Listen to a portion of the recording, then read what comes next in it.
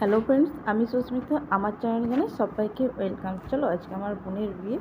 তো দেখো ভোরবেলায় ওকে সূর্য ওঠার আগে ওকে ক্ষীর খাইয়ে দিচ্ছে। দেখো এটা হচ্ছে বোনটার মা খাইয়ে দিচ্ছে। তো আমাকেও বলছিল এবার তোর পালা, তো তুই একটু খেয়ে নাও। বলছি না না, এত সকালে আমি আর খাবো না, তুমি ওকেই খাইয়ে দাও। দেখো এটা হচ্ছে আমার ছোটো কাকার মেয়ে, ওকেও একটু খাইয়ে দিল কি, যেহেতু ও লিট কোলে। দেখো তারপর আমার বৌদি খাওয়াবে, এটা হচ্ছে আমার সুজো কাকার বউ। দেখো ও খাইয়ে দিচ্ছে, দিয়ে আমাকে ডাকছে, তুমি এসো তুমিও খাবে। শুনছি না আমি খাবো না, এত সকাল অন্তত আমি খাবো না। বলছি এসো না, সবাই মিলে আমাকে ডাকছিল যে খাবি আয় খাবে। বলছি না না আমি কিচ্ছু খাবো না।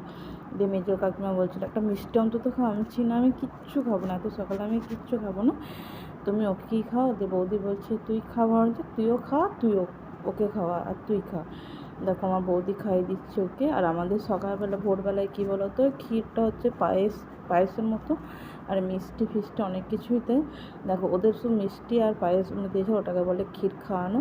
আর এরপর হচ্ছে মানে ওই বোনটার ভাইটা খাইয়ে দিচ্ছিলো। দেখো আর কি মারছিল, বলছে দিদি তুই বস, তোকেও খাইয়ে দিই। আমি না তুই খা। বলছে তোকে আমি খাইয়ে দিই, তোর একটা ছোট্ট পাড়া থেকে আমি বউ নিয়ে আসবো।